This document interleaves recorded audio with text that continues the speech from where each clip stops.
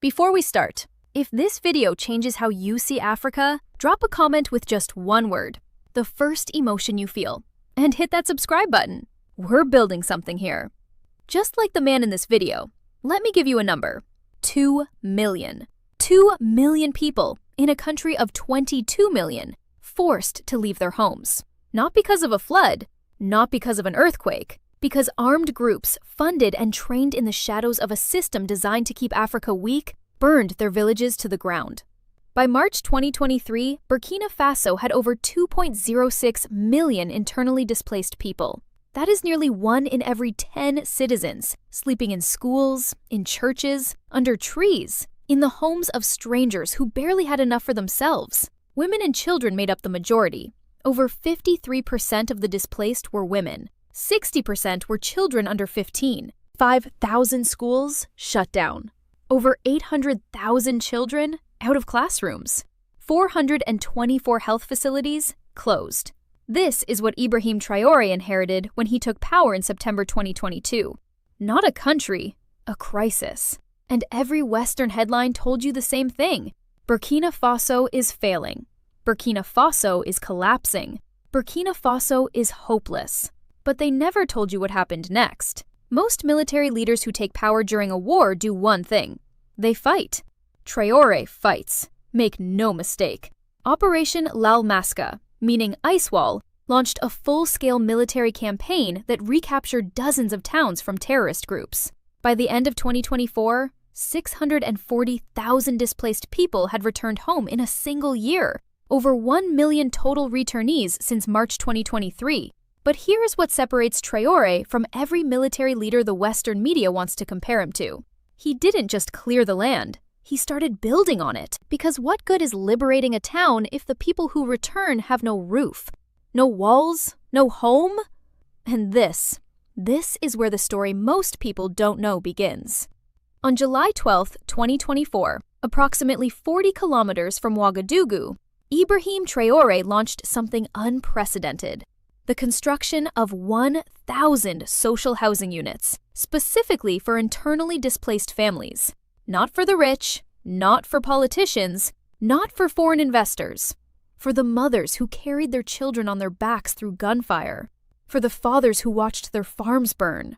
For the families who had been sleeping in makeshift shelters for 2-3 years. Here is how they were distributed.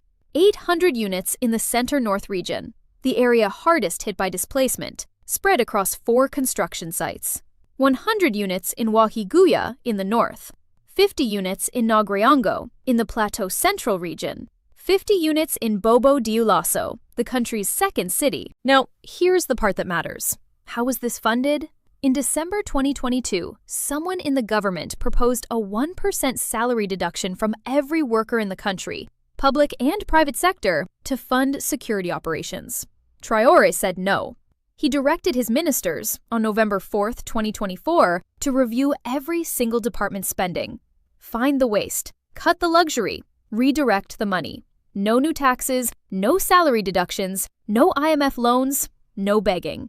The housing would be funded by making the government itself more efficient.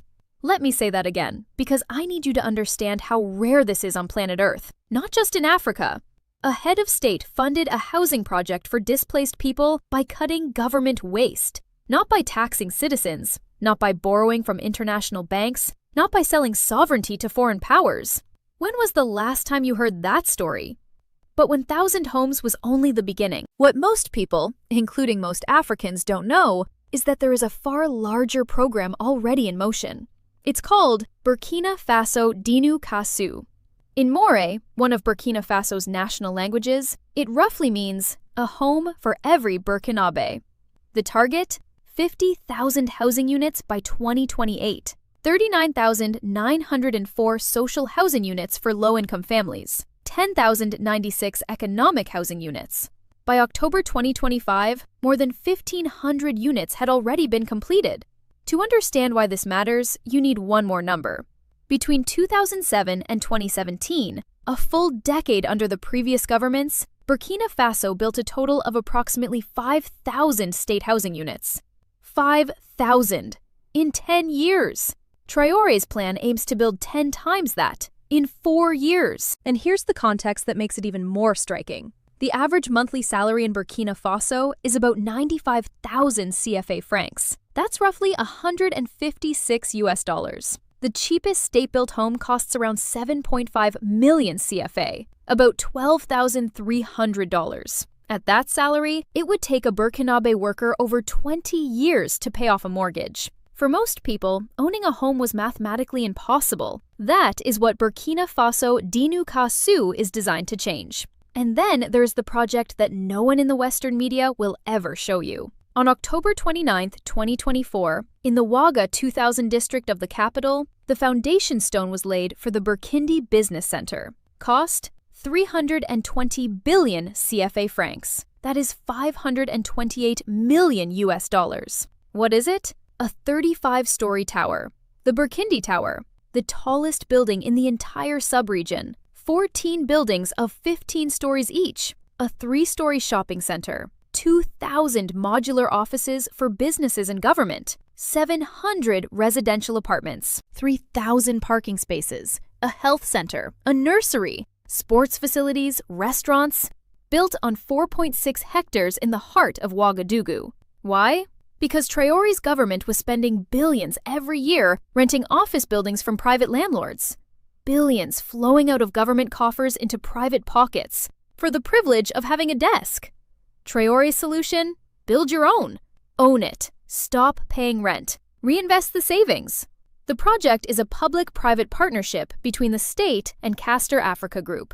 It will create 320 direct jobs and 1,600 indirect jobs. The first buildings are expected within 24 months. Jeune Afrique, the French language publication, called it Ouagadougou's Manhattan. They meant it as a question. Will it work? Traoré means it as a statement.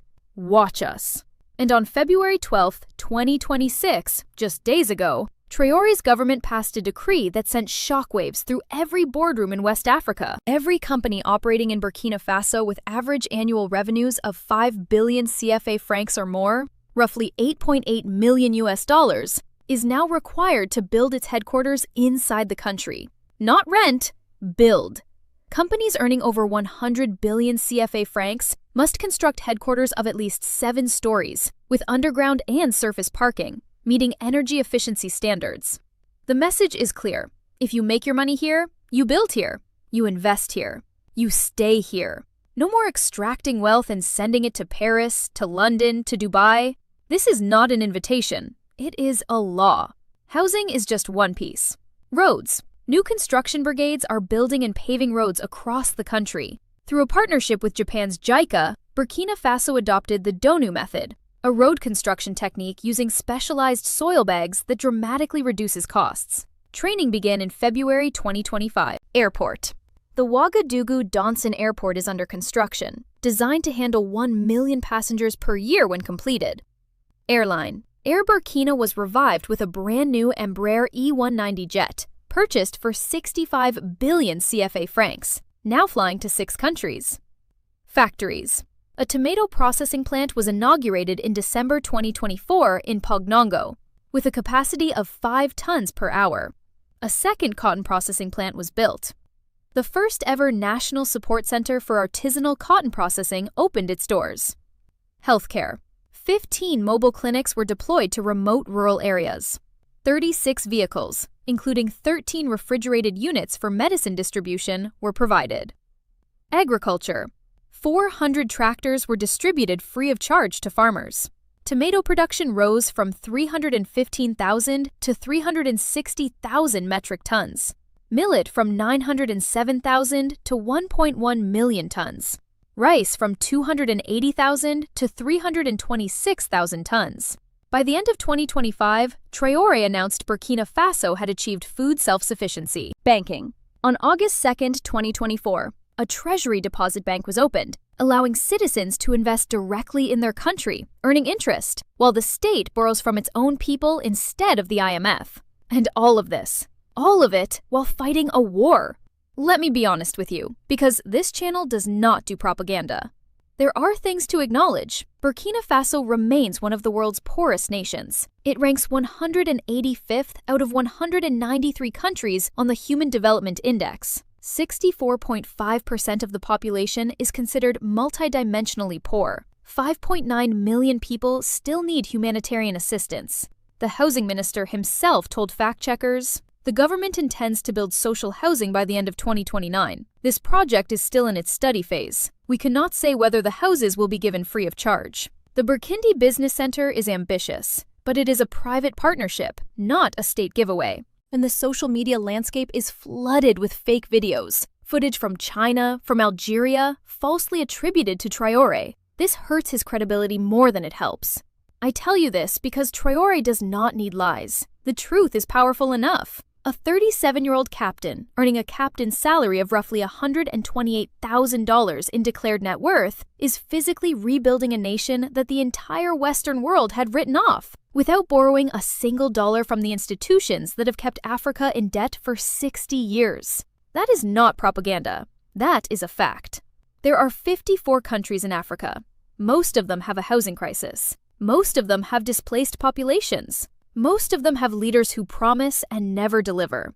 What Traoré is doing is not just building homes. He is building a model that says, you don't need the World Bank to house your people. You don't need French development agencies to build your roads. You don't need IMF structural adjustment programs to run your economy.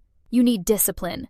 You need honesty. You need to stop stealing from your own people. The Institute for Security Studies projects that if Burkina Faso maintains governance reforms, the economy could grow at an average of 8% per year through 2043, lifting an additional 2.4 million people out of poverty. 8% growth in a country that most people cannot find on a map. On January 7, 2025, at the inauguration of Ghana's President Mahama, 21 African heads of state walked into the ceremony hall. Only one received a standing ovation from the crowd, Ibrahim Traoré. Not because he has the biggest army, not because he has the most money, not because he has the loudest voice, because people, ordinary African people, can see when a leader is building something real. And what Traoré is building is not just 1,000 homes, or 50,000 homes, or a 35-story tower. He is building proof that Africa can do it alone. If this video showed you something the mainstream media never will, share it with one person. Just one. That's how we change the narrative. I'll see you in the next one.